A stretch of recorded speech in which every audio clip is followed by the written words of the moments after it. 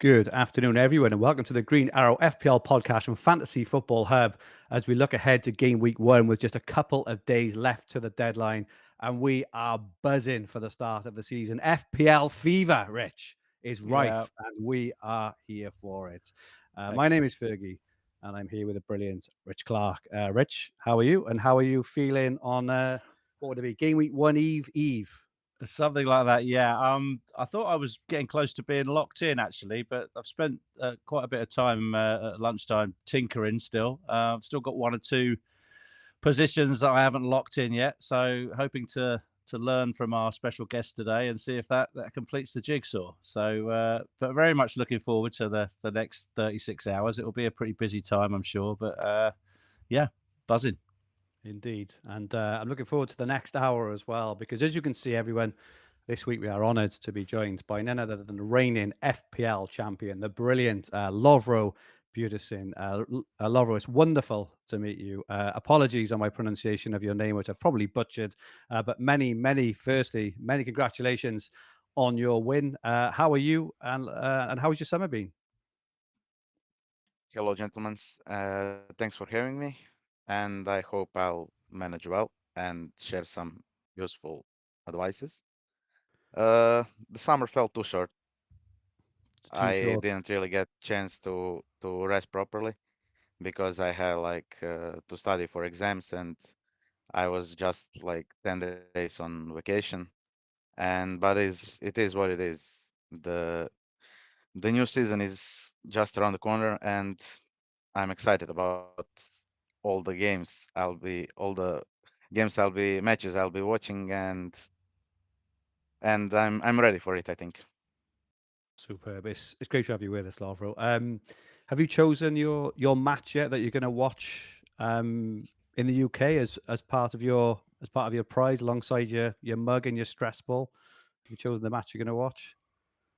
I didn't choose because I need to see like full schedule and which games will be like on Friday or on Of course. Sunday or I don't know. Just to I want to watch some a lot of games, and Yeah, then yeah, I need to like schedule it well. yeah. I think Jonas last year. I think he watched a couple of days over a weekend. So I think that's a really good idea. Which is the team you're most looking forward to seeing play in the UK? Uh, I like teams like Palace, Brentford maybe, and some teams like that, Oh, which brilliant. aren't in top six. And but I'll see. I don't know right now who will play good.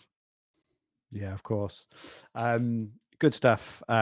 If it's okay, Lover, in a second, we're going to ask you a few questions, to try and get that really valuable insight. But firstly, before we move on, do you want your FPL team rated by AI for absolutely free? This is for all our followers and listeners. If you do, just click the top link in the description below and get your team rated out of 100. We'll be showing our team ratings later in the show. So Rich, myself, and Lovro have all got our teams say locked in, but probably it's as close as it's as close as it's going to get. I think we're all kind of more or less there.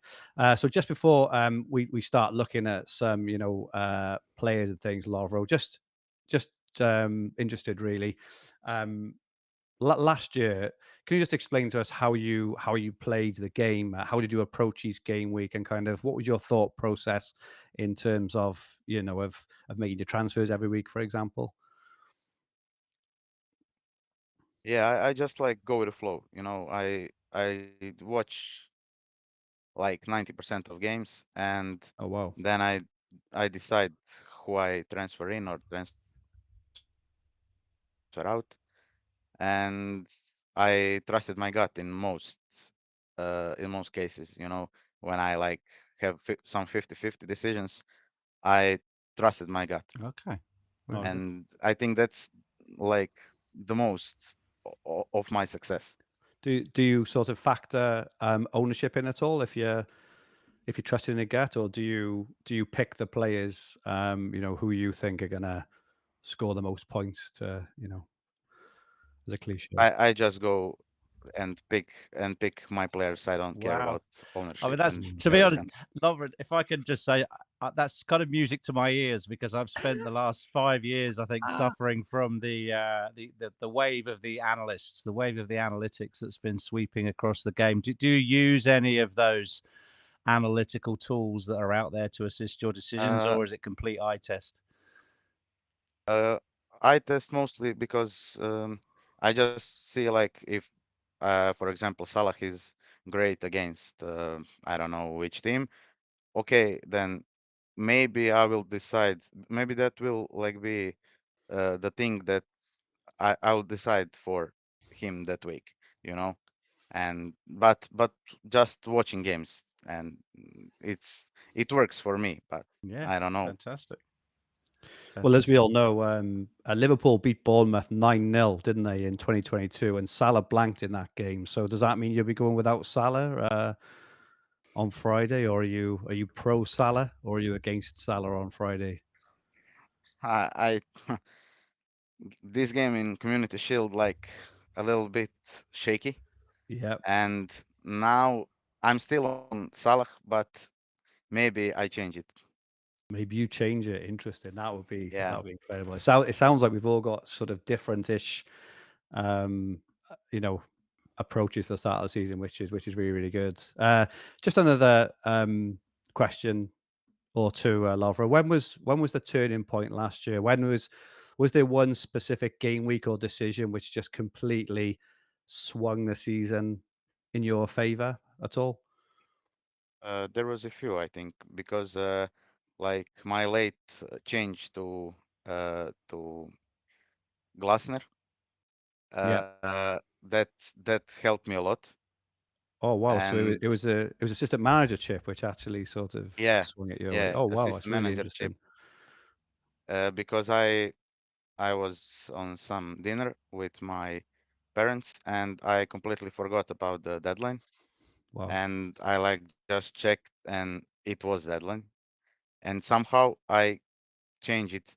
Like it shows up time the same, but Yeah. then you can also change players and managers. And I'm like, okay, I want to do that, but I forgot. Now I'll do, and if it is okay, it's okay. I like I just remember I some. remember that moment. I I remember that do as moment. Do you well. remember, Fergie? Because the site, there was a Yeah. glitch on the site and people could make moves for like Yeah, an yeah, hour afterwards. It was then, wasn't it? Yeah, half an hour, fantastic. I think, Yeah, about that's half an right. hour. Yeah, yeah, I Yeah, remember that moment. Well, so Wow. you bit well. I wouldn't go as far as to say you won FPL because there was a glitch on the site, but yeah, yeah. of But all but it the helps me a lot. moments for that to Yeah, happen, that is incredible. Yeah. yeah, it helps me a lot. God, that is And insane. also I think like uh 37 game week. Yeah, I go I think -4, yeah. and I bring Wow. on Elanga and I I don't remember who, and I think they both score, and that also it pays off like taking Elanga, risks yeah, that's sometimes. Yeah, absolutely. Did you? Oh, you're inspiring me, Lovro. Yeah. Lovro, did you come from a long way back to win, or were you always in or around like the top 50? Did you come from way back, or? I think in the beginning I was okay, but then in like third game week I something bad happened and 23 points I had, I think, and like be around 3 million. And from there I just had every week some new battles and taking risks, and Yeah, at the end it just I think last 8 weeks I was first. well, Okay, that's a wow. wonderful So you story. held It's on to really it's very really good. inspiring, Rich, isn't it? Like It is, yes, this fantastic. Yeah, to this have been ranked 3 million, to yeah. hold on to number one for the last 8 weeks. That's incredible, because the pressure then is heavy. So So Yeah, so the really good. score, it was much easier. It was much easier for me to play than in last 8 game weeks, because yeah, I love to have my secret picks, and tried to predict who will score. And when I was first, I started to play more defensively in the Yeah, of last two course. or three game Yeah. weeks, and I hate that. I went -4, and everybody's like, "Why are you doing that? Don't be silly, you know." And I just go with That's that. amazing. I can't help me. That's an amazing story. Like, so you were 3-0 after game week 3. You watch a lot of football, and you're not sort of hugely into the analytics side, and it's and that's great because that's a great contrast from Jonas last year, who was really heavily into analytics. And then also you took a -4 and you went on some fairly low-owned punty players late in the season. I mean, that's proper old school FPL right there. Yes. That's a really good story, Laura. Thanks for sharing that with us. Just a final question. How was the pressure at the end? How are you feeling? Obviously, you took the hit in game week 37. How are you I feeling in game think, week yeah, it 38? was 37. Yeah, I feel a bit nervous. It's like just one game week, and I had like yeah, 40 plus points, and it was uh, like 10 more games to win, yeah, and I wasn't so sure that I win because less game weeks are like it can be 5-5, and what then? Maybe someone with triple captain can be first, and I will end second or third. Never mind. yeah. But like for 80 minutes of the games, I was like, okay, now I think I win. I think I can a little bit like celebrate, you know? Yeah, yeah. Superb stuff. Thanks Excellent, for sharing all that with us. That is a remarkable story, and I'm really, really looking forward to hearing what you've got to make of our teams and your insights ahead of the new season. So, I suppose a first look ahead now. Obviously, Rich and I have shared our teams a couple of times over the last few weeks, but Rich, there's still a few things. I wouldn't say we're locked in, but we're getting there. There's a few things we still want to know, don't we? Yeah, I mean, hopefully you're never going to get the complete picture by Friday's deadline, are you? But there's still hopefully a few things we're holding out for. Still a number of key names that may move clubs. Particularly we may get further information on some key bids that have been made. Obviously, Isak is obviously a no-go at the moment because he's refusing now to play for Newcastle publicly. This may prompt Liverpool or other teams to come in for him and make a more formal bid or an increased bid. Wissa, who could be going the other way from Brentford to Newcastle, he is at least training, but by his own return to training, he's kind of blocking the Thiago selection that was popular on early drafts, and now Thiago seems to have fallen out of favour as a 6 million striker option. Guehi, who is a great option at Palace for 4.5, could go to Chelsea because they need a good centre back now. He could go to Liverpool, who have always been interested in him, but we don't know right now. So any more clues in the next 48 hours could yet affect our selections. And I'm not sure what we'll get in the press conferences. Normally the managers don't comment on that, but we could get further news in the coming few days. Tonight we have a game in about 3 hours' time. Your team, Fergie, in the Super Cup against PSG. The big question mark that most managers, fantasy managers, have is will Solanke feature in that game? How many minutes would he have to play for you to put him in your team, Fergie?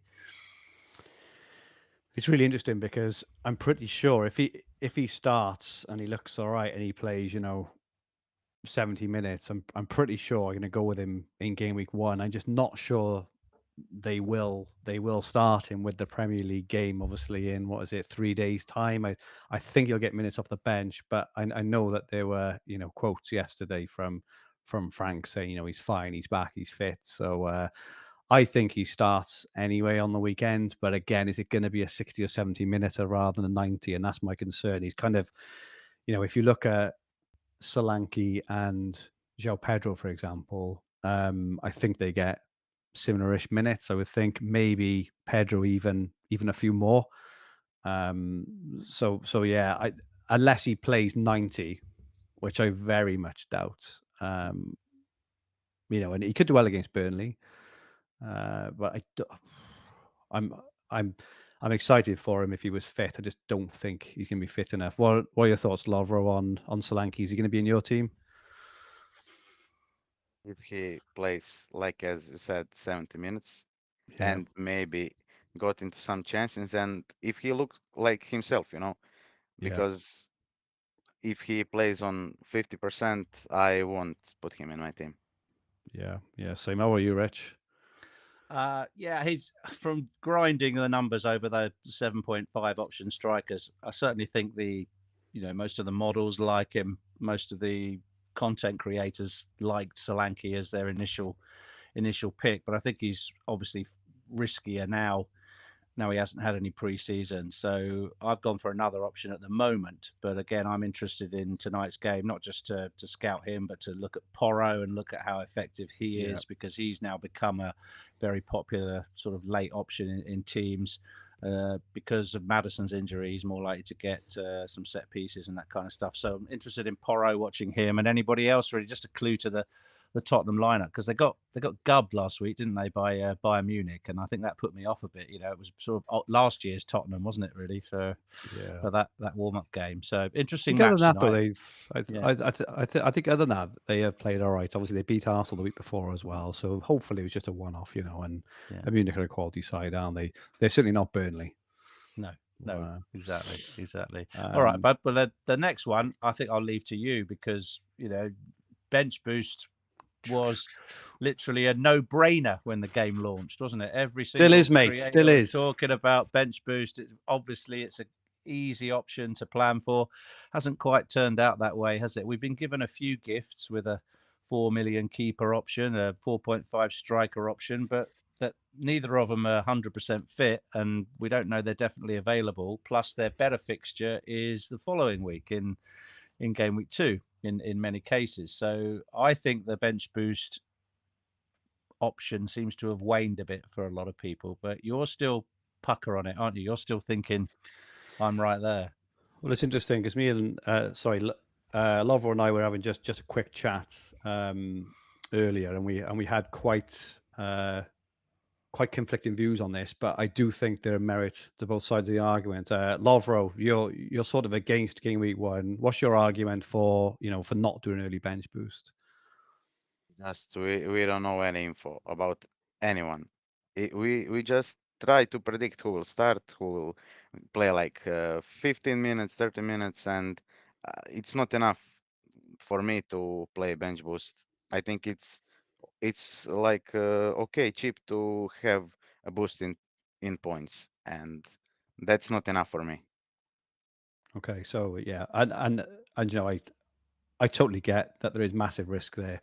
I think my counter arguments, I've got a couple of points. I think the first one is the kind of players who people are putting in their teams that are holding back to bench boosts, like double Burnley to start off with, right? So talk about maybe get some points, right?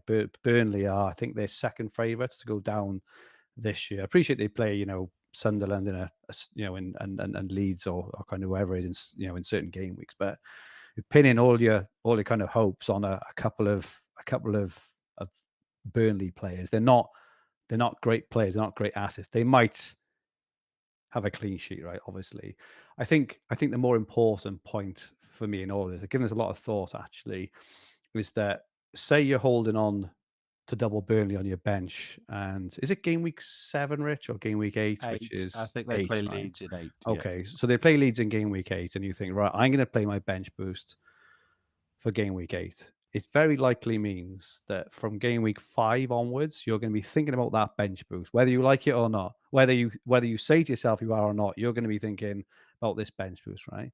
So your transfers, from game week 5, game week 6, game week 7, you're going to have this bench boost in mind, because you have to. What's the point in playing a bench boost if you haven't got a full bench, right? So that means your eye, and this is my view, right? It's going to be off the ball in terms of playing optimal FPL to try and stack up on a bench boost of Burnley players. Like that to me. Or you're as you say, you're fixing the 5th defender, or you're fixing the 2nd keeper, or whatever it is you're fixing that you don't know what's wrong yet. You're off fixing an edge piece, and that's not optimal. An edge piece for us, I I think whether you play it in game week 1 or play it in game week 8, I mean, what are the most points that we can hope for from a bench boost reasonably? Should we be generous and say 10 to 12? 10 to 12? I'd be happy with that. So if you're happy with that in game week 8, but it's going to be on your mind for in game weeks 5, 6, 7 and dictating a lot of your transfers, that to me just doesn't make sense. Now, when it's double game weeks, I totally get it, and I've probably underplayed them in the past because there is huge upside there. I just don't see the massive upside on this, and that's my more important point. Is I'm going to play it. If I get 8, 10, 12 points in game week 1 out of it, which is probably reasonably likely, to your point, Lovro, and you're absolutely right to sort of raise it in terms of when we're not sure. I think on my current bench boost, I'm reasonably, or as certain as you can be, that the players I'm going to pick are going to play. Obviously, we don't know, but even if they get 6 or 8 points over a 10-point bench boost in game week 8, I'll take that because I'm playing forward-thinking FPL during that whole period where people are making transfers for a double Burnley bench boost. So that's my argument against it. Any thoughts on that, Rich, or do you just think I think you both, or do you think I'm giving myself confirmation bias? You've both put a very good case for your strategies. I think the sensible thing is to wait probably and not do it.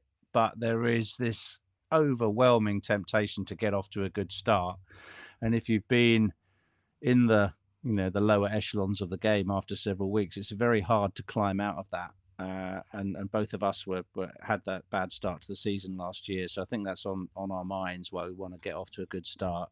I'm not sure I want to spend all my chips doing it, but I do see your opportunity, and there is an opportunity if you're prepared to be liberal with the chips, to have a very good first month, and then just pull the belt in and play tight FPL after that. You can play loose with the chips early on. So yeah, I wish you luck, mate. And I think it's going to be really interesting to see how it plays out. You could do as well as everybody else, or you could be 100 points in front come September. So let's see. Or behind, Rich, because one of the things that we'll talk about, I'm sure, in a fair bit, is if I do want the bench boost I want, it means no Salah, which carries huge risk in itself. So yeah, we'll have a chat about that in a bit as well, I'm sure, when we look at all our teams. Yeah. Just on team news and players, Rich, I've never seen such a merry-go-round of players. It feels like every time I go back on Twitter, someone else has made like an unexpected move. I mean, that Grealish to Everton. Lovro, what's your thoughts on Grealish to Everton, apart from it coming out of the blue?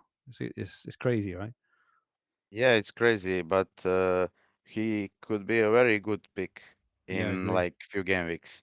Just need to see how many minutes he will play, and then for that price, I think many of us will have him. He's a great bowler. We can agree on that. He's just at the wrong club, I think, and yeah.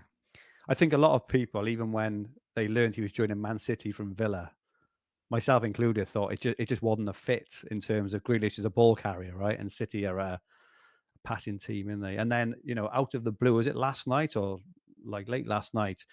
Ramsey off to Newcastle. I mean, these are not even rumors; these are like almost confirmed transfers. Is he going to start? A bit. I don't think so. Oh, really? Okay. I don't know, because as I said, we have like two like small info, how to say, like, yeah, of course, we need to watch, we need to wait. That's why, like, bench boost, free hit and everything, I just want to save for, like, I don't know, gaming 10 or something. Yeah, when you're more certain. Yeah, no, it's very, very sensible. Rich, are there any other sort of moving parts that may affect your team pre-game week 1? Yeah, I mean, I think the last piece of information, or last wave of information we're going to get, is on Friday afternoon, when we get the majority of the press conferences. We may get the Bournemouth and Liverpool one tomorrow. I think if it's a Friday game, they tend to do the presser on a Thursday. So any Liverpool team leaks might be interesting, but I think we're probably quite good at predicting that first Liverpool team. Probably be similar to the Community Shield lineup, won't it? I don't think there'll be anything, I think so. unless there's a key injury to one of them. But yeah, they're pretty settled, Liverpool, and I think we can go with the Charity Shield lineup. But the pressers on Friday could reveal something. I'm hoping that we get some idea of. I think is that Reinders in the corner of the next slide. Yeah, it is. So he popped up at the weekend. I was away at the weekend, but he popped up with a brace. I think City played Palermo, a Sicilian team. I think they're ranked something like 373 in the global team ratings or something by FIFA. So not exactly like playing Real Madrid, but nevertheless, he looked good. I mean, I've seen the goals. He looked really sharp, but he is a great option at 5.5 if he starts. But do you want to start with him? And for every single week, and it's always the same, unless it's Erling Haaland, you're always waiting with your fingers crossed to see if a City player starts for them. And even players like Ait Nouri are not completely nailed. So Reinders, I would say, is maybe a 60%, 65% to get a start in the first game. But if he's nailed, he could be gold. He could be absolutely gold. And he's a lot more exciting than, say, an Anderson or a 4-point Caicedo, Anderson. you know, exactly, who are just going to be DEFCON, you know, low ceiling players. So he's definitely on my mind, but he's much riskier. And if you're bench boosting, I don't think he's a good pick. So, but you never know. You know, Pep might come out and say he's going to start because Rodri's out and he's got one or two other issues, and Savinho appears to be off. So that midfield is getting a little bit less crowded. But we're speculating, aren't we? When no one is sure. But who else have we got on there that's moved or is on our minds? I mean, well, in terms of the Liverpool boys, is a couple on there. Obviously, all four new players started, didn't they? Frimpong, Kirkes, Wirtz, and Ekitike. Lovro, what was your thoughts on those players? Are any of them making your game week 1 team? Wirtz for sure, because I think he is a great player and he can link with all attackers, and I think they have make most of his balls, you know, because he has like great passes and his vision is also on a very high level, and he also can score a lot of goals. If I think that Salah will like just he won't have season like last, and maybe Wirtz will help him with his assist numbers. I don't know. Yeah, very good thought.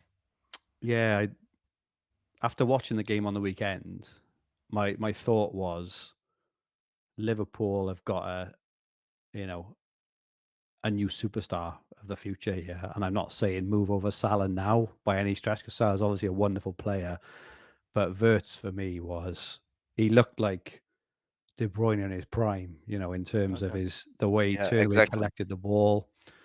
He didn't. I don't think he lost the ball. He kind of all game. His weight of pass. Oh my goodness, Rich! If you haven't, I didn't see the whole game. I just saw some highlights. Oh, he was outstanding, and I wonder whether, and this is why Salah is in and out of my team all the time. I wonder whether Wirtz is going to be the main man in there now. Whereas they'd always look for Salah all the time. I wonder if they'll be looking for Wirtz. And I saw a lot of play down the left hand side as well, as opposed to the right hand side in that match. So, so interesting. Key question then for you, Lovro, because I'm in a similar position to you. I really like Wirtz as an option to supplement the Liverpool team, but a lot of engaged managers are going for Bruno Fernandes straight away versus Wirtz. So similar price. Bruno's $500,000 more. He kind of is an analytics pick, if that makes any sense. His predicted points and his forecast points are quite high over the opening 12 game weeks, which is why he's popular with people who follow that method. What's your thought on Bruno Fernandes? Would you have Wirtz over him any day, or? I think in most scenarios I'll have Wirtz over him, because I think that Wirtz will be more attacking threat than Bruno. I know Bruno is on penalties and everything like that, but Wirtz is on corners, and I think he will have more shots on goal than Bruno. Okay. Bruno, I think Bruno will also, as Salah, have like a role which he just pass the ball and like Cunha or Mbumo do the rest. And then we also have Sheshko, who is solid striker, and I don't see Bruno in like top 2, 3 of goal scorers Yeah, of Manchester United. Okay. yeah, interesting. Interesting comment in the chat, Rich. Not trying to sway you. Matthew Deasley says everything is going through Verts. He says I'm going Gakpo instead of Salah. It's going to be an interesting dynamic this season, isn't there? No, Good very stuff. helpful. Very Yeah. helpful. And when the champion's 100% convinced he's going Verts, then not a bad pick, is he? And just while we're on that as well, can't remember a Liverpool number 9 in recent years anyway, who had an impressive debut and actually looked like a full-on proper number 9, as Ekitike did in that first half. I know he scored the goal, really good goal. He headed just wide, I think, in the second half as well. I thought he looked real top-class player as well. Lovro, is he in your thoughts at all, or do you, or is it because you're playing a longer game? Are you concerned about the Isak move, or? If Isaac joins, then I don't think so. I'm going for Ekitike, but maybe if Isaac don't join, maybe I transfer funds from Salah to Ekitike. I'll see Isaac is like the thing that I need to see what's going to happen. Yeah, of course. And there's a couple of other players, Rich, who are turning your head at the final second. Yeah, I mean, well, obviously, Sar's been quite a popular pick in the 6.5 bracket, which is difficult to pick from. Maybe Njai's value's just gone down a little bit now because of Grealish coming, and that may impact his minutes or it may impact his role perhaps for Everton. So I think Njai was one of the most popular 6.5 picks. But Sar, even before the Community Shield, was a popular pick. His stats for last season, his non-penalty XGs, I think, is the highest for anybody in that bracket across the game. Palace obviously a good side. They've just won the Community Shield. They've had an excellent pre-season. They've got goals coming from everywhere. So again, really, really good options at Palace. Yeah. Sarr scored a great goal, won the penalty from Arteta.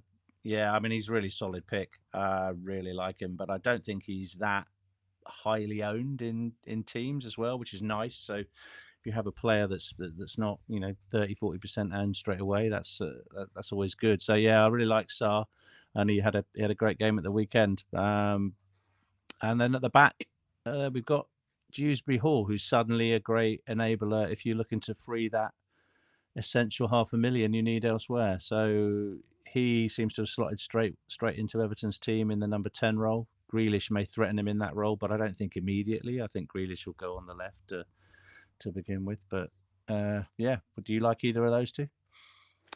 I like Sarr, but I think he's just that. I think it's the opening fixture for game week 1, and I also wonder whether the unease around Eze as well may play a part. Because Sarr is he's a massive benefactor of the kind of build-up play that Eze orchestrates. But I do think later on he could be an absolutely fantastic pick if he takes up the Eze mantle in that team of the main driving force in midfield and all that quality. I think he could be a really good option. And Dewsbury Hall, it's really hard to tell for me because that all of a sudden Everton's team looks completely different to what it did a week ago in terms of having Dewsbury Hall and Grealish. I mean, where do they fit in? Right, it's gone from Idrissa Gana, Gay, O'Neill, and whoever else to Grealish, Dewsbury Hall, and then Dye potentially if that's how they line up. So I think it's quite hard to say. I think they've got a good fixture in Leeds, but Everton are just not a team sort of notorious in goal scoring. I think that's what I'm thinking about these players. I'm tossing up between 5 million, and 5.5 million players. this is why I'm not that keen on Anderson either, is because I know he'll do okay on DEFCON, the 5.5 million. But if you've got a five, like if Marlon, if off the back of Ramsey now leaving, Marlon looks like he's nailed in the team, I would go Marlon all day long because there's goal threat there. I'm not sure if he is yet, and we'll probably learn that over the coming sort of day or two. But for teams that don't score many goals, I find it hard to get really excited about the sorts of that's players. true. Yeah, I mean, you're not going to lose FPL by not having Everton assets. I don't think. No. So no disrespect to Everton fans, but they don't score many goals, and they're quite good for clean sheets. Tarkowski's a good pick at the back, but they don't often win by more than the odd goal, do they? So yeah. No, so Lovro, are there any other players who have come onto your radar in the last sort of day or two who could be interested in disrupting your team? If Eze leaves and Palace won't sign anyone, I think I won't go Sar. Oh, wow, And okay. then I think I will go with Rutter from Brighton. I like Rutter as well. I think he Yeah. looks good. He can play like as false 9, as 10, as 9, Yeah. and I think that, and he's like a nice finisher. And they've got home to Fulham, aren't they, in the first game? So pretty good fixture. Yeah, they have okay fixture. Yeah. Yeah. So are you confident that he has replaced Welbeck as first choice in the striker role? I think they can play together. If Yeah. Welbeck is on, he can play 10 if Welbeck is in starting 11. That is a hell of a pick, Lovro. That's the kind of gem that we love from our guests, the under the radar. I mean, I think I think most of game managers maybe thought about him, but for you to call him out like that, is he 6.5 million? 6 million. Yeah. Oh, he's that that sort of Tielemans sort of range as well, Minter sort of range. That's a great shout there, Lovro. A couple of others I chuck in the mix. Marmouche, I think 8.5 million. I think they've got a nice fixture away to Wolves in game week 1. Obviously, he's the same price as Vert. He's battling in that Vert Bruno sort of mold. But for those of us who are not on Salah at the moment, I'm interested actually in your thoughts on Marmouche. Lovro first. Would he, if money was no object, would you squeeze Marmouche into a 5-man midfield? I think in the beginning maybe yes, but I think that Foden can be again a great pick, and that 500,000 in price is big now in the beginning, and maybe I'll rather go with Foden than Marmouche. But again, I think Marmouche will definitely start and Foden maybe not, especially if they sign Rodrigo, and then everything changes again. Yeah, it does. Does you right, Rich? Thoughts on Yeah, Marmouche? I prefer it. He was classed as a striker last year, wasn't he? Yeah, So he's exactly, now yeah. been put into a midfield role where obviously there's the clean sheet point. There's the I'm not sure he's going to be a Seabrit monster, but he'll get a extra point for goals and stuff. It's just whether or not he starts all games. I think he will start most games. Yeah. But it's whether or not you want that headache every week with the City lineup. Marmouche and Reinders and a bench boost. As Lovro says, you wait 2 or 3 weeks and they settle down and they get off to a good start, then you'll get more of an idea over who's playing. But you've always got that risk, so you need a deep bench if you're going to pick City players. So apart from Retta, I've also been looking at a couple of players maybe that if I was going to try and squeeze in Salah into a bench, which obviously needs some super cheap players, right? There's a couple of players. Fulkrug seems to have been a bit of a, there's been a lot of talking at the moment. Understandably, good preseason, 6 million. So he's $1.5 million cheaper than than Woods, Solanke, and Pedro, etc. Good fixture away to Sunderland. So I do think he is potentially a good option. And I just can't get away from. I want to call it now, pre this evening, but I can't get away from Papa Sarr. I think he might play at the 10 against Burnley on the weekend, and don't forget, I'm looking at short terms. When I'm talking about Marmoush, when I'm talking about Yeah. Ekitike, Pape Sarr, I'm looking at 1 or 2 game weeks, 3 max here. And you're going to bid them all. 5 million player playing a number 10 for Spurs against Burnley. I don't think he's to be sniffed at. So I'm definitely going to be looking this evening, because if I can squeeze in, if I can put in Rutter, Sarr, and Fulkrug and still have most of the other players I want, I think that's a pretty exciting bench boost for game week 1. And I take your point completely, Lovro. You're right that we don't know moving forward how things move along, but Sarr, I'm not too sure about yet, but I think Fulkrug and Rutter definitely for me starting game week 1 as examples. So, yeah, interesting. I've just noticed we've got all this time, gents, and haven't said hello to the chat. I just got so excited with Lovro joining us. But thank you so much for everyone who's joined. We've got massive 660 people watching now, which is absolutely superb. Thank you so much, Evan, for joining us. I can see some great chats and really good ideas as well. They loved your Rutter pick, Lovro, in the chat, which is interesting. Just news, as we know that the Calvert-Lewin has joined Leeds. And some chat on not going Salah and other things as well. Really, really interesting stuff. N says, tearing up your team to get Fulkrug and Sarr just to get 12 points on your bench boost. If I put Fulkrug and Sarr and I got 12 points on my bench boost, I'd be over the moon. And do you know why?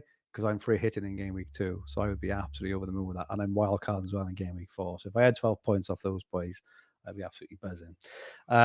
So they're sort of, a couple of other players we've been looking at as well. Let's have a look at the predicted points from Fantasy Football Hub. I've just put the first 3 game weeks for now, just because there's a bit of a swing in there with game week 4. Liverpool's fixtures, for those who haven't got Salah, they'll probably go for Salah in game week 4. It looks like a wild card sort of a period as well. But these are up to date. You can look at these yourself if you want. Just click the top link below, fantasyfootballhub.co.uk. If you want to join, it's 50% off now. And also, if you don't win your mini league, you get your money back. Terms and conditions apply. But Salah is top for the first 3 game weeks, 23 points. Palmer just behind, though, with 20.3, as is Haaland on 20.3. So Salah maybe not as ahead as we thought. Those tough fixtures, potentially tough fixture. Again, we'll see how tough it is once Villa play Newcastle in game week 1, how hard Salah's fixtures for game week 2, obviously away to Newcastle, but definitely a tough fixture in game week 3 there. Saka on 19, Bruno on 18, very, very high at Bruno, as you said, Rich. The analytics really, really like Bruno. Watkins in at 18, Wirtz 16, so slightly behind Bruno on predictions. Cunha 16, Marmoush 16. Marmoush is up there. Marmoush is up there in the predictions. That's interesting. And Buemo 16, Wood 15, Ekitike 15, Mateta, Gyökeres, João Pedro. I saw that João Pedro and Palmer have pushed Salah yesterday anyway to third overall in the ownership, which is absolutely crazy. And then there's Ahmad is really high in this. 15, Semenyo, Dai, Gakpo, and Bowen. And what this means at the moment. So let's have a look at the current Fantasy Football Hub AI team. Bear in mind, this does change. It can change on an hourly basis once player signings, expected minutes, injuries, knocks, flags. But as it stands at the moment, we have Sanchez is in goal along with Davrabka. Worth noting, this team isn't going to be playing any chips early doors. So Sanchez and Davrabka in goal, and then Porro, Milenkovic, and Van der Ven at the back. So double Spurs events. Van der Ven looks pretty popular. What's been unbelievable, Rich? What are your thoughts on how many engaged fantasy managers own Tottenham defenders in the last half of last season? I mean, is that all forgotten? Yep. Is that all forgotten about just because we got a new manager? What do you think, Lovro? Do you think Spurs can improve at the back? I think Porro is a great pick, but I don't know why people pick Van der Ven. I really don't get it. I really don't get it. I think he's cheap. I think that's all it is really. I think it's that Burnley game, Burnley one. But... Yeah, but I don't pick players for like just one game week. And what will you do with him after first game week? Yeah. I don't get it I really. mean, one. It's got to be one. When you put a subjective lens over it, it's got to be one Spurs defender max, really, hasn't it? I mean, I have seen drafts with two, but it's got to be. It's just got to be that one fixture that it's favouring. We've got Richards of Palace in at 4.5 and Reinildo, the Sunderland player, in there at 4 million as the cheapie there as well. So it hasn't spent too much. It's got two premium defenders in there at 5.5, two 4.5s and a 4 million. It's got a heavy three in midfield in Salah, Palmer and Saka. And very interestingly, of all the analysis that we have done around elite managers, of the top 100 managers, 98% didn't have Saka in their team. So it's clearly looking ahead to the captaincy for game week 2, I'm guessing, which is why he is in there. And then a very neat little pick, thinking Tielemans, 6 million option. We mentioned that price point earlier, and it does like Dewsbury Hall, because obviously having a 5 million player with a good fixture, potentially playing at number 10, it is good regardless, right? So interesting midfield there.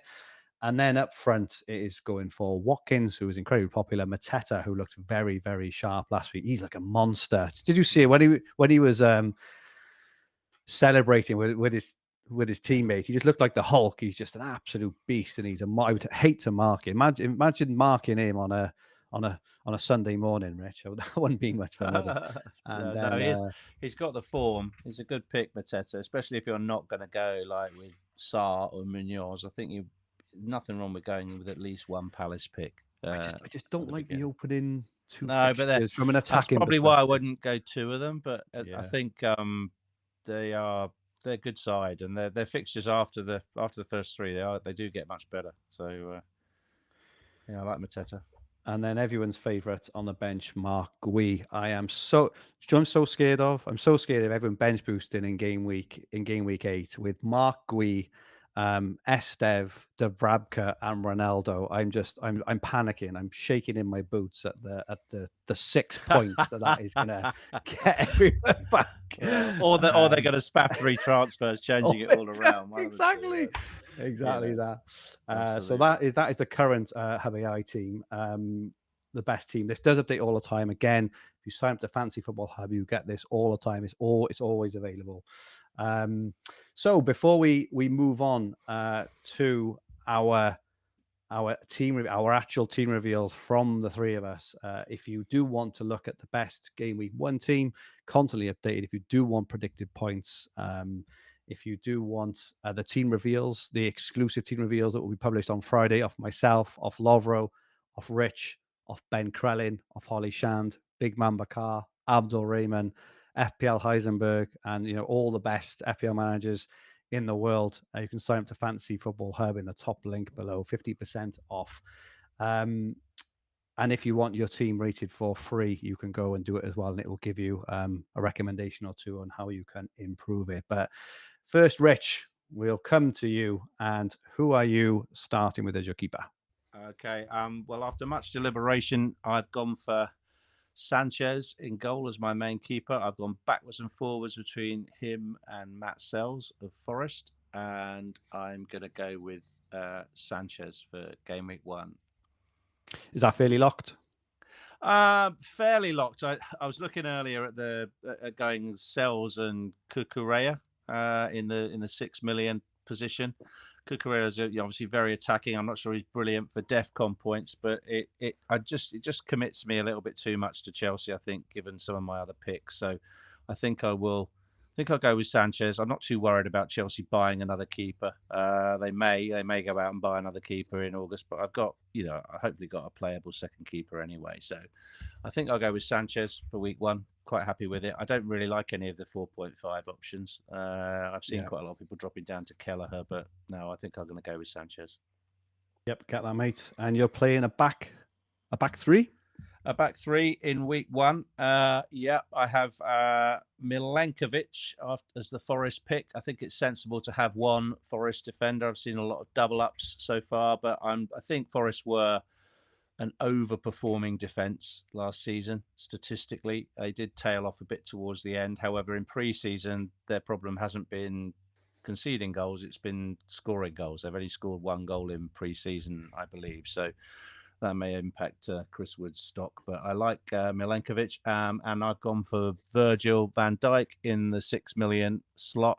I may change that. I'm based on tonight. I'm going to have a look at the Tottenham game and see if I can clip 500,000 off that and maybe go for Porro if he looks good. I don't have a Tottenham defender in this draft at the moment. I think going with one is okay given their fixtures, but I'd like to see how they go against PSG first. Van Dijk's in at the moment. I just say, Rich, on Porro again, like, you know, whether he looks good or not, it's PSG and it's Burnley. I think that's the only thing I would say is going to be a very different match, I think. Yeah. So Virgil's in, and then I've got a bit of a problem. Not a problem, but this is the area I'm undecided. I've got a pair of rotating 4.5s. You're going to probably do my bench at the end, but at the moment, one of my 4.5 options is Juff of West Ham. I think that statistically, Wan-Bissaka is way more popular. Something like 32% of people have gone for Wan-Bissaka, but Juff's looked really good in pre-season, very attacking.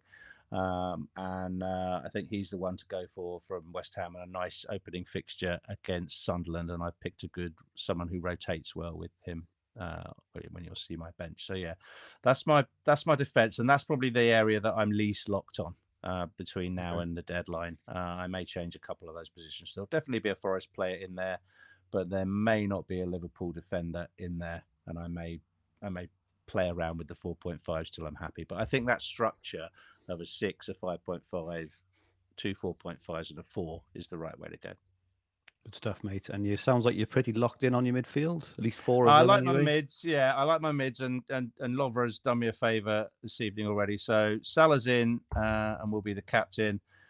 Palmer will be there as well. I think Palmer, they were locks and have never left really the team. I've seen lots of teams without either of them or without one of them, but I like Salah and Palmer. I think they're stand out ahead of the rest of the premiums, and so they're in. And then it's the more debatable positions that I've been spending the time. So I've gone for Wirtz at the minute as my third pick. I have looked at Bruno in some detail, but I think United's fixtures, I think they face 4 difficult teams in the first 6, and I think they've got some they've got some gelling to do as a team. They've got a completely new front line.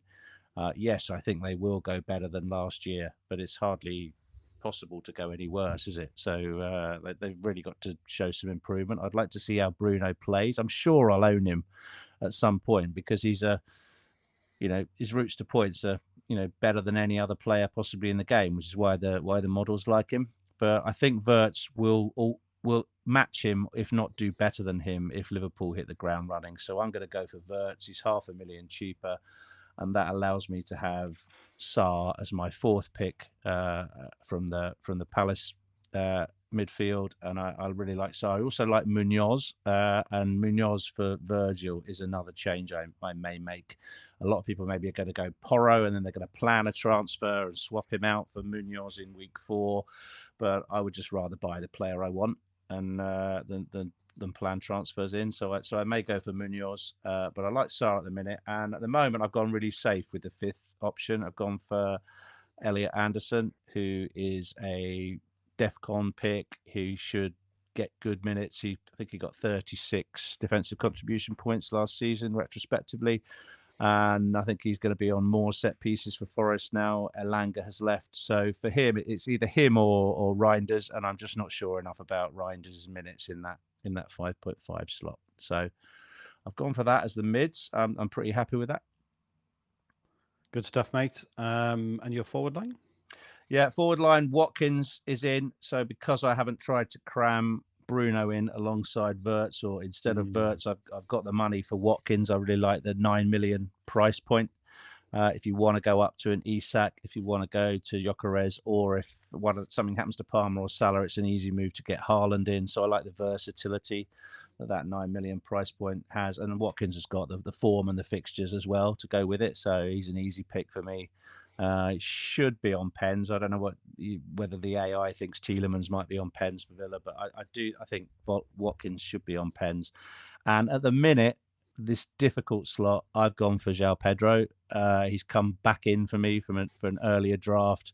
I'd be very surprised if he doesn't start the first game week. I do think he'll be brought off after 75, 80 minutes maybe, and Delap will see some minutes as a sub. But João Pedro's done enough in the World Cup and in pre-season to cement the number one spot. I think he's scored in every game he's appeared in so far, so you can't do much better than that, can you? So I think Chelsea will go really well to begin with. So Pedro's in for me, and that completes the 11.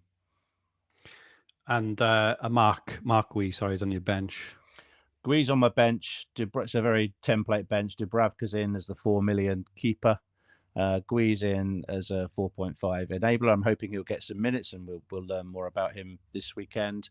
I have Joachim Andersen, who is a rotating 4.5 defender with Juff, and Andersen can cover the Forest fixture, I think, in game week 4 when Forest go to Arsenal. So they cover quite well as a rotating pair. But I'm going to have a closer look at that to finish off.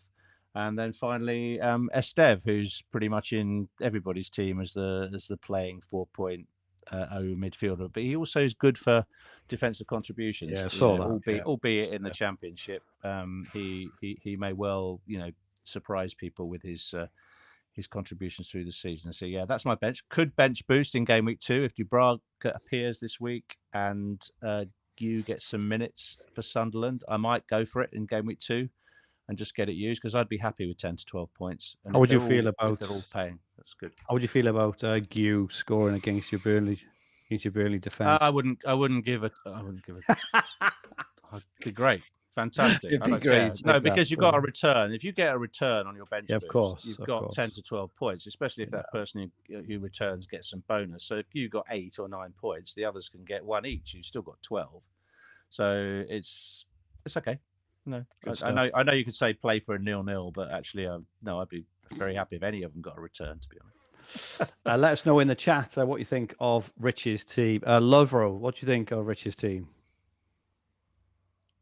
I think it's a nice team, but again, I think that 6 mil defender is. I won't go there. Okay. Oh, okay. You're not going for 6 mil defender. That's interesting. I love these little snippets, Lovro. Yeah, very valid. They stick in the mind. They're superb. And your official Fantasy Football Hub rating, Rich, your team rating is 96%, which is one of the highest I've seen, actually. That is a superb rating. And your game week rating of 93%. So very, very strong for game week 1, but very strong long term there. Predicted to score 66.8 points in game week 1, which I'm assuming you would be incredibly happy with if you got delighted with that. Yes. 66.8 points. Good stuff. Let's have a look at my team before we get on to the big one.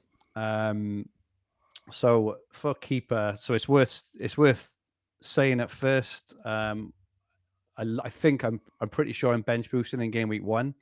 So my keeper's not the best. I'm not set on my keepers yet. But firstly, I've got Verbruggen, just because I think he's probably the best of the 4.5s, I think. But I'm not excited about him at all. Or my other keeper, who's actually even worse than that.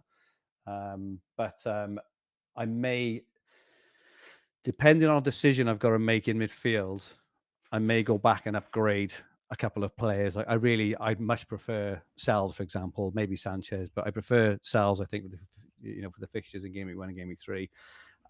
In defense, let me just get to it. In defense, I'm playing Pedro Porro. He's been in since the game launched. He was in before the game launched, and I don't think he'd be leaving unless the only thing that happened for him this evening is 1, he doesn't start, or 2, he gets injured. But I just feel he's looked really good in pre-season. He's taking lots of shots, very attacking, set pieces, everything you want. And that, those 2 home games in game week 1 and game week 3, home to Burnley, home to Bournemouth, are probably as good as it gets at the moment. So he is in for me, absolutely. Milenkovic is in. Could be Murillo. I saw some interesting analysis from Bakar how Murillo could probably be a better pick. Again, I am only looking for game week 1 and game week 3. I like the fixtures in both, home to Brentford, home to West Ham in these 2 games. So either Murillo or Milenkovic, I think, in there.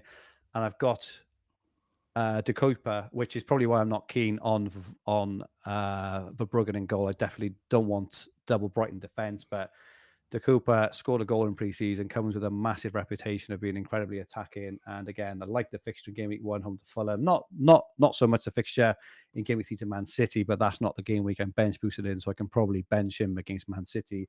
So I'd be fine with that. Heading into midfield, and I have gone for Cole Palmer, who looked absolutely sensational in the Club World Cup. Hopefully he finds his feet. His ownership is massive as well. Like the fixture, not so much in game week 1. I think the Palace game in Chelsea, and I think that's going to be really tight. I think I'm trying to think what I see it being. Maybe a 1-1, maybe a 2-2, but I think it's going to be a good game between two massively improved teams, in 2025. So I think it's going to be a superb match there. I've gone double Liverpool midfield, as people can see, but it doesn't involve the Egyptian. So I was really impressed, like Lovro, what I saw from Wirtz on the weekend.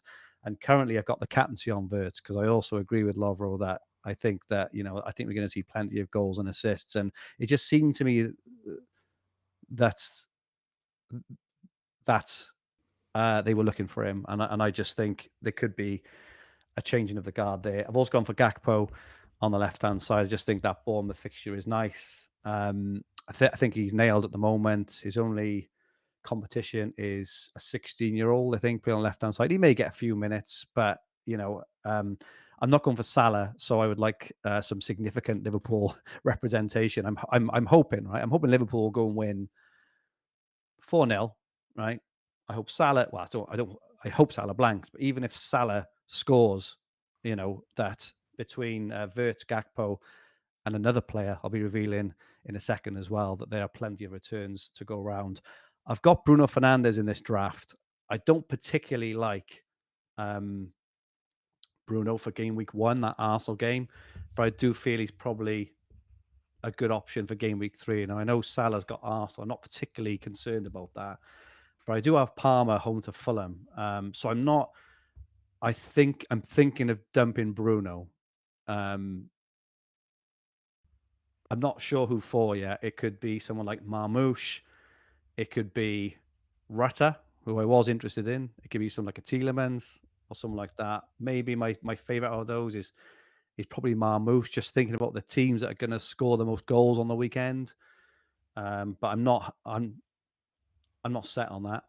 And then my front three is Ollie Watkins, João Pedro, unsurprisingly. But I've also chucked Ekitike in there as well for a triple Liverpool attack against Bournemouth. Not only to try and counter the really, really heavy Salah captaincy, but I do feel that these three between them can do a really good job against Bournemouth, whether Salah pops off or not. So at the moment, amazing. Just goes to show what you can do without Haaland or Salah, doesn't it, in the team? It does so much money. It does, and if I let go of Bruno as well, there's there's cash to go around. So I think, I am bench boosting. I'm 100% bench boosting game week 1. The only way I won't be bench boosting game week 1 is the only way I'll get Salah in is if I can get Salah in and have a very comfortable bench boost. That's the part I'm struggling with at the moment. That's the part where I'm talking about the Fulkrugs and the Sars, which I can't get too excited about really. But at the moment, my bench boost is Roefs, the Sunderland keeper, home to West Ham. I can say 4.5. Can't get excited about that. Nico Williams for double up on Forest defenders. If I do sell Bruno, I'll probably upgrade Nico Williams to Murillo and have both Murillo and Milenkovic. And I'll probably get Sells in goal as well for a triple Forest defense. So they've only conceded 1 goal in pre-season, I believe. I've currently got Reinders in there because I like the upside of someone like Reinders. Now that spot could obviously go to someone like Marlon. It's not going to Anderson. I'm not playing the whole Anderson, Davrabka, Esteve game this season. I think Reinders will probably play, and I think he could do well against Wolves. I think he's got the potential for really good upside. I think City are going to go there and they're going to win, and he's going to be involved. I agree with you on the start, Rich. I don't think it's 60-40. I think it's more maybe 80-20 that he doesn't play. I think Pep came out, after the game on the weekend and said, I should have definitely have started Reinders. Right. And my final bench spot is Diouf, the Sunderland. I think he's a really good pick in his own right. I think he's cheap at 4.5. I think he should probably be 5 million, really. And that's my team at the moment. But I am very tempted to downgrade Bruno and upgrade a couple of players there. If I downgraded Bruno to Rutter, which I love as a punt, by the way, especially in game week 1, it means I can upgrade Verbruggen, Roefs, and Reinders, all to, really good players there. Yeah, I probably know sounds worth it, actually. it's probably worth saying at this point for those who haven't, who don't follow us normally, I am free hitting in game week 2, which is another reason why I'm being so aggressive in game week 1. So I'll be free hitting in game week 2, and I'll very likely be bringing in Saka, Gyökeres, maybe a defender like Gabriel. I may go aggressive with someone like Rice, or I don't know, Martinelli, or see who looks good in game week 2. I'll also be looking at Bournemouth at home to Wolves, so I'll be looking at players like Evan Nielsen, and also Man City at home to Spurs. So if Spurs get gubbed by PSG this evening, and they lose to Burnley on the weekend, all of a sudden Haaland looks incredibly attractive ahead of game week 2. Haaland and got some good else. comments in the chat here, Fergie. You've got Tangiru, good squad, but if Salah hauls, you are going to be 5 million after game week 1. That and that is true. But then, on the same note, I feel in terms of the potential upside of this, I think the potential upside is massive, absolutely huge. I think the downside is if Salah hauls, which he might, right? I think it's highly unlikely, and I'll say this now, Rich, and it'll be clipped and it'll come back to haunt me next week. But it's highly unlikely that Liverpool win 3-0 with a Salah hat trick, in my opinion. I think there'll be a spread, right? And there'll also be assists for all those goals as well. And I'll be bench boosting, and I'll have a stronger 15 than most people's 11. So I like to think that balances out. But you also are out there, mate. It's great. Also with the free hitting too as well. Lovro, what's your feedback for Fergie on his team? Let's hear what the champ has to say.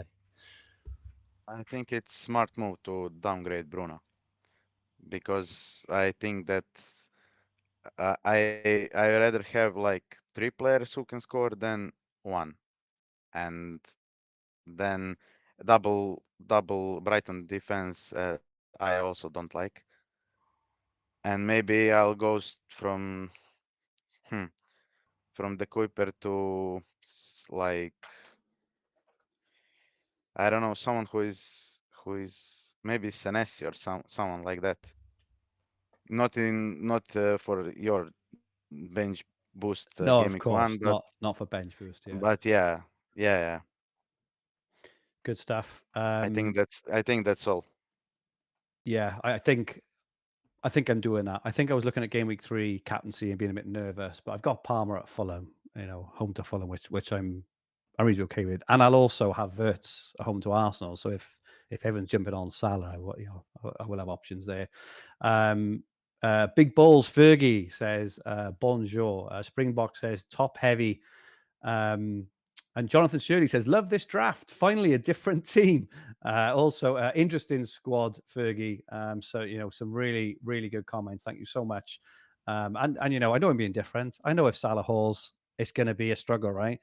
But like I say, if Salah does haul, the other 3 forwards around him will probably haul as well, or combined should match him. So I'm not that concerned. I mean, you've definitely covered Liverpool, haven't you? I mean, got three strikers. I mean, you could come out well at him. You could come out absolutely. If you get Salah blanks and that lot will share those 3 goals. Mate, that's my dream, right? Yeah. So at the moment, I'm captain in Wirtz, and my dream is Liverpool win 3-1, Salah blank, Wirtz goal and assist, Gakpo goal and assist, and Ekitike goal and assist, and all of a sudden, mate, it's going to be an interesting week 2, when then I'm going all in on Arsenal with Gyökeres and Saka, and people are stuck with, whoever else on their bench. But like I say, We'll see. It's interesting because Ian McLaughlin just said, does Fergie have a big couch to hide behind on Friday night?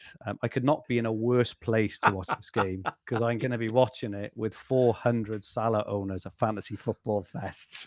It's I am gonna so be I fun, am fun, so fun. such a shame I'm not going to be there, mate. I really wish I was coming because I'd love to see your face at the end of that game. You mate, it's feast or famine, isn't it? You'll be Feast or famine, exactly that. It is, mate. Fantastic. If you haven't pressed the like button, please press the like button if you haven't already. We really, really appreciate it. And now we go on to, oh, sorry, my team rating. I'm guessing it's not that high.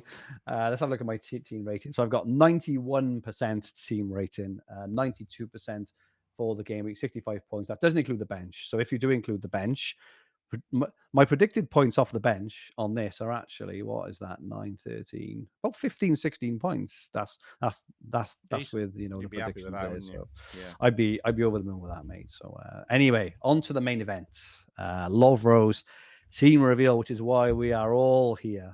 Please give us a like if you haven't already. Lovro, who is your keeper? Right now, I have Cels as my first choice goalkeeper.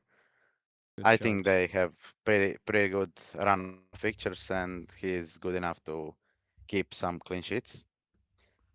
And I like him as a goalkeeper, and I think Yeah. he can also if he can save some penalty, and that's also like his advantage.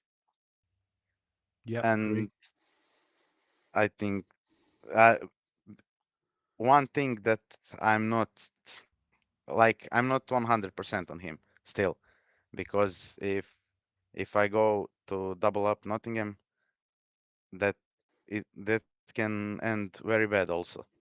Yeah, of course. And then maybe I go for Sanchez, but for now I still have Cells. Good stuff. Who's in your defense? Are you playing a back three or back four? Back three. Back I three. go with Boro, Nico Williams, and Diouf. Couple of cheapies I there. yeah, I don't think that like 6 million players are worth it, you know. Yep. And if I need to put someone, I'll probably go with 8 Nuri. Oh wow, But interesting. yeah, I think his potential is very high in City. But I I I'm going with Pedro Porro as my premium one. There is a midfielder. Just before we call it out, Lovro, you have a midfielder here. That if Yeah. I downgraded Bruno to this player, I can basically do whatever I want. It's not something we've talked about. Let's see if anyone can guess quickly before we move on to it. Have a quick guess in the chat. So Lovro has got a midfielder we haven't mentioned A differential. at all so far. Right. Is it differential? Yeah, just hold on a second, Lovro, before that. You just want to call out first your two other defenders that are sat on your bench, Lovro, while we wait for a few guesses. I Yeah, I have Munoz and Goodmanson. Munoz and Goodmanson. I Munoz, good like pick. Munoz Yeah. from game week, probably 2 onwards, I think. And it's the opening game week, isn't it? How much is he? 5.5. Yeah, You're yeah, benching but a 5.5 Mm. player. yeah, yeah, but like they have also these two games in Conference League, Yeah, and I think that they can easy win that, and he won't be like tired, and yeah, then I can play him in from game week 2. yeah. I like that. But And you would Goodmanson. bet you would put him on your bench. I know that the expected points would probably put him on your bench, but would you actually bench him over the other players? I think for now, I think yes, but Okay. I can change my mind. Yeah. I like Munoz. He's been in and out of my team and mostly in it, and I think it's great. I think he's a great pick. Yeah, but Lovro's. Oh, sorry.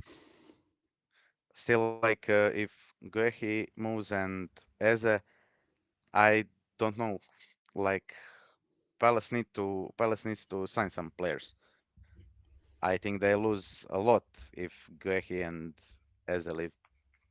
Yeah, agree with that. We've had a couple of correct guesses in the chat. Firstly, thank you so much to everyone. We've got over 1,000 people watching concurrently, which is absolutely superb. Thank you so much, everyone, for joining us. We really, really appreciate it. If you haven't pressed the like button, please do so now.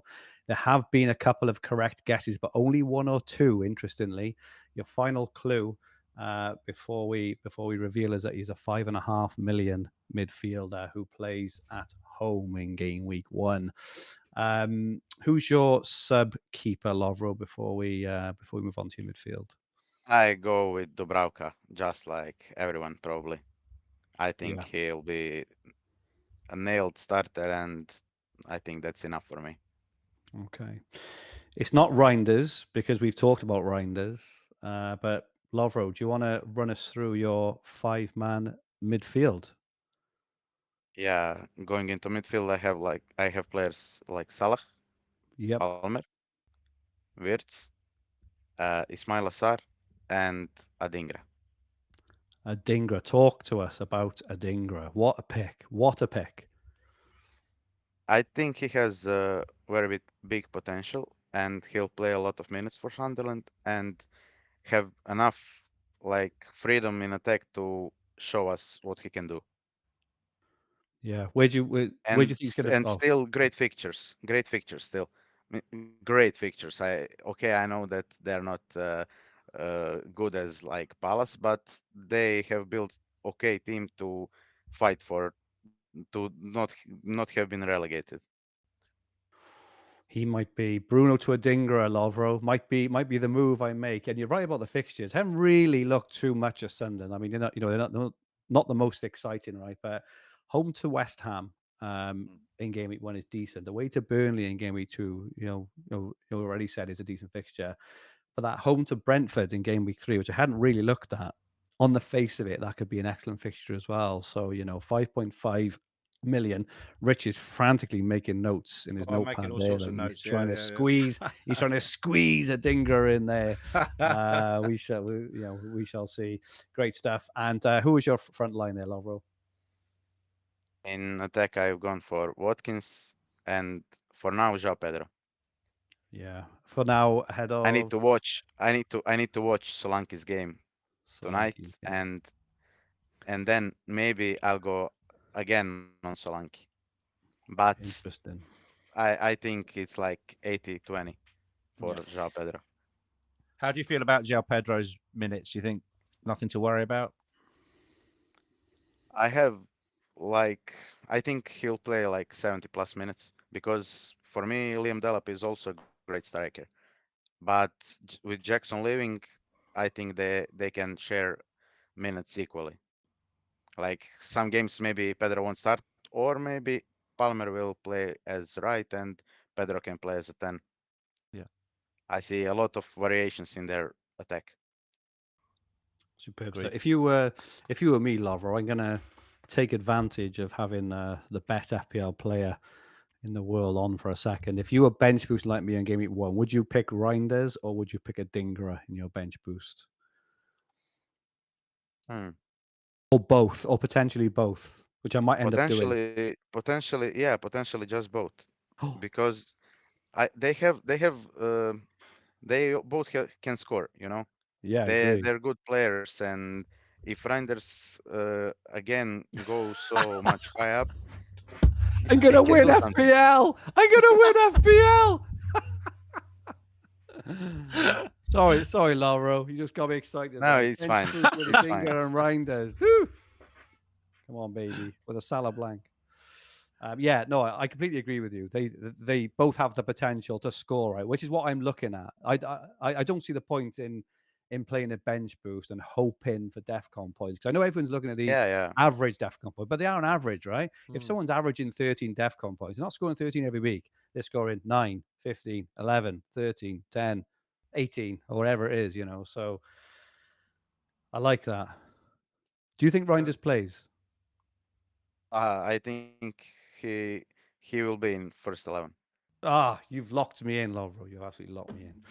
Just to confirm, I've totally hijacked Lovro's team here, but just to confirm, he has got Mark Gui as his 15th player there. But Yeah, really, really excited. Have you got a chip strategy at all yet, Lovro? For, for now, no, because I need to see some players, and because I think I'll most likely to bench boost after my wild card, and I don't Okay. know when I will use that, but I like it will be as usual, go with the flow.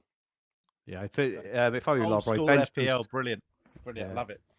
I'd bench boost in game week 6, bring in triple Burnley, triple Sunderland, bench boost in game week 7, bring in Anderson. No, that is amazing stuff. Just interesting. I just saw someone say in the chat, apologies if sorry, it's offside foot. He says Rogers back in training, by the way. Oh, That here could we go. change plans for a lot of people. And that is interesting because that Yeah. could free up some money instead of Watkins. Would you go Rogers and Watkins, Lovro, or would you go Watkins or Rogers? Firstly, I have both. In my first draft, You I would have have both. both. Yeah. Right, I interesting. might try and Yeah, find. but Yeah, I'd probably try and find $500,000 and go from Saar to Rogers for the fourth mid. yeah, but then I need again to change some players. I'll see. Mm, Maybe I go for a 4.5 goalkeeper. I don't know, yeah, yeah, because I think goalkeepers, like, okay, you can you cannot predict if of they'll course. save penalty or concede some funny goal, Yeah, and it's position in which I can gamble a lot. superb stuff. You haven't Yeah, said Rogers is an what's interesting his one. rating. You haven't said what his team rating is. So Rogers, Lovro. I'm just too excited now because I can't believe I'm going to win FPL. I can't believe this is my season.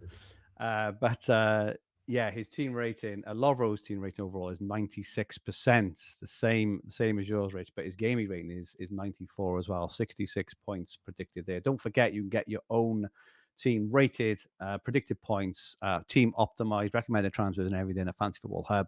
Top link description below. It also gets rated for free. Well, that was exhilarating, and that was a lot of fun. And thank you so much, Lovro, for sharing your draft with us. That Adingra move, I love it. That's the move. You just need the one return, right? You need to get one return off Adingra. Yeah. That's what he's there for, right? So yeah, really good stuff. So that is it from us for this week. Thank you so much to everyone who joined in the chat. What an absolutely incredible chat. Thanks to all the ones who turn up every week. But if you are new, thank you so much for joining us. We're here every single week. Myself and Rich are here every single week. We have guests on as well. Hopefully Lovro will be back on later in the season when he's world number 2 behind me in number 1. With Rich Language at number 3. But yeah, we really want to thank you for all your interaction. That was absolutely marvelous. Really, really good fun. Thanks to all those who are going to watch it back and those listening on the podcast versions. Your support is very, very much appreciated. Lovro, I mean, what an absolute superstar. Thank you so much from myself, from Rich, from everyone at the hub, and from everyone who tunes in and watches and listens to the Green Arrow. You have got an X account, haven't you? Do you want to just give a shout out for your X account or anything else? It's FPL Lots, LOC, LOC, and FPL LOC. yeah, Good stuff. And don't forget that this is Lovro's team as of now, which is what are we, Wednesday, 5:30. The deadline is, 49 hours away. But Lovro's actual official Game Week 1 team, as well as my own, as well as Rich's, as well as Ben Krellin's, as well as all the best FPL managers in the world, will all be live and exclusive on Fantasy Football Hub pre-deadline. You can join now, 50% off. And also, if you don't win your mini league, you get your money back. Terms and conditions apply. There's literally no reason why you wouldn't join Fantasy Football Hub. Ashes says Salah blank celebrations next week. It's going to be an interesting week. Thank you, Rich, as usual. Absolutely fantastic. Buzzing for the weekend. I'm absolutely so. Rich and I are both going to be working together on Friday. You're not going to Fest, do you, Rich? But we will be. I working can't make it, together in the day on unfortunately, but Friday. I'll be with you in the office, mate, for the mayhem. Superb. Really, really looking forward to that. If you like what you watched, please press the like button if you haven't already. I mean, I mean, if you didn't like that, how can you ever enjoy a video or a podcast ever again? Because that was incredible fun. Remember to subscribe if you haven't already in the bottom right hand corner of the screen. If you enjoyed your listen, please rate the podcast. Give us 5 stars. Go on and leave a comment. We will be back next week, looking ahead to Game Week 2. So Rich and I will be back next week. So normally we go live 4:30 p.m. on a Thursday, UK time. In the meantime, we hope you enjoy your tinkering. Have a fantastic Game Week 1, and may all your arrows be green. Good night, all.